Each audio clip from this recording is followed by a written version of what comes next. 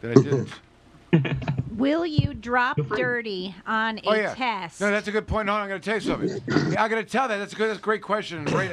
Here's the story. Recently published article in the Journal of American Medicine Association, also known as JAMA, states that, in fact, what was previously thought to not be true is in fact true, which is that the testing of urine, which means that the system has metabolized whatever is in your blood because it's gone through your liver and your kidneys, and by coming out that particular method, it's a byproduct, just like wherever the original THC molecule existed. So you are getting into the urine the metabolite carboxy-THC, or what is known as THC-11 or COH-11, not delta-9. Delta-9 is the THC, bad. It's a controlled one. It's a controlled one. Yeah. So what we've learned is that, in fact, the urine testing that produced that only that. So here, this is how it goes. So someone's on probation, they go to their testing, they drop a urine sample, and they come back and say, "Oh, you've got 50 nanograms of carboxy THC." The lawyer says, "But that's not THC. THC is a controlled substance. I can understand, Judge, if you said no illegal activity. But he or she's got the metabolite, and we know from a case in 2010 called Fiesel that the metabolite, carboxy THC, is not a controlled substance. It used to be a crime in Michigan to have that carboxy THC in your bloodstream, and they, as a matter of stare decisis, overruled that, saying that that chemical is not a controlled substance. So now you're on probation, and it shows up in your urine. How could this be a crime?" And the judge says, "Counsel, that's thoughtful of you. However, I'm going to use my common sense and utilize circumstantial evidence here that there's no other method by which the carboxy THC could have gotten into their urine. Were they eating poppy seed bagels? Maybe. Was there some secondhand smoke going? Counsel, I'm just not buying it. Could have I'm been. fine. Now here you go. However, no, Judge, my client purchased CBD products from Smoking sweet hemp. Rob Robar, Yeah. whose products have CBD gummies, and I ate those, and in fact, it's a lawful product. So what we have here is this: we've got a mechanism of testing and violating people every day in every court and every probation across the state. Because have the courts changed with their view of marijuana? No. Okay. No. Are they allowing people to smoke marijuana when they're on probation for whatever crimes? No. No, we So witnessed that when they earlier. test positive for carboxy THC, They they will go to cannot jail. delineate, they cannot determine, they cannot say with any certainty if the metabolite in the urine came from legal THC, products sold by Rob, or legal to adults over the age of 21 and prohibited for people on probation THC. You feeling me? We're feeling it. Yeah. So the science is there for this too. And I will say this, to the shock and awe of the driving enforcement folks in the world, Medicaid. but this is the same can be said for THC in the blood.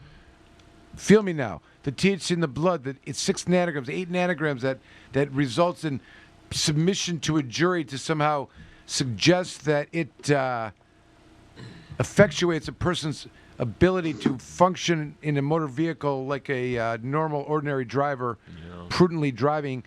In fact, that THC, whatever that level may or may not be, could have come from a legal source. And they will never be able to distinguish it. Jeff Frazier, what do you say to that?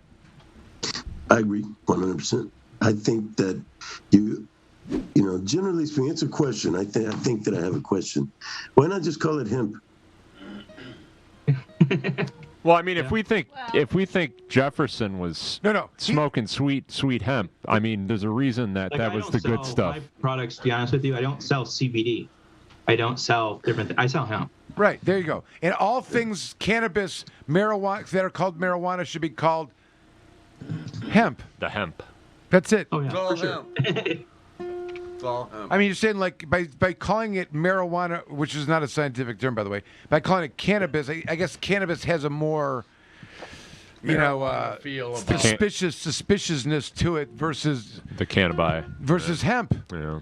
No. Yeah. But it's all hemp. Hemp is benign. No one cares about hemp in the way they care about cannabis. I would even argue that there's no such thing. There's no such thing as they cannabis sure don't. seeds. Yeah, they're all hemp. Are there any such things as anything other than hemp seeds, or hemp clones or hemp veg. How's the man going to figure that one out? When does the THC become if it's right? The plant is not like any plant that's Colorado monkeys. Any plant you can go, any hemp plant you can push.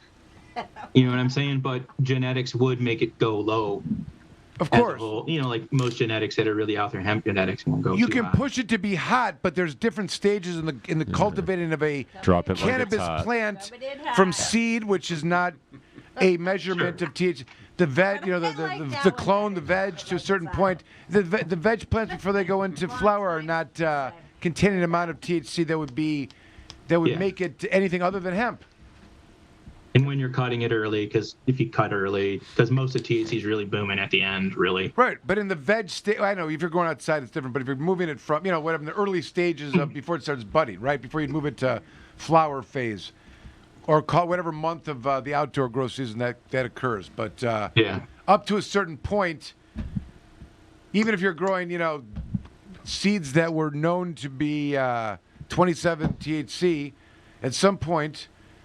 From seed to a certain point, there is not going to be more than 0.3% THC. At some point, there's going to maybe 27%, but clearly a growth size of it. Yeah. All right. Who is the emperor? Who is the emperor of hemp? The hemperor? The hemperor. The emperor. I know who it is. Alan. If you want the answer, Jack Herrera and Jeff Frazier. Very good. There you go. It was a trivia question. Very good. All right. We got to go to a break. I bought that book on Dead Tour back in '90s, so. We got to and by the way, the pipe that was referred to earlier by Abe Lincoln was made by Jack Herrera. Did you know that? Yeah. Just kidding. We're going to take a break and be right back and listen to Planet Green Trees. Alan, what are you holding up there? Is that exact pipe? What do you know? Jack Herrera pipe. Okay. Planet Green Trees episode it is. It's a Jack Herrera pipe. 501. 501. The best pipe there is. The Planet Green Trees Show.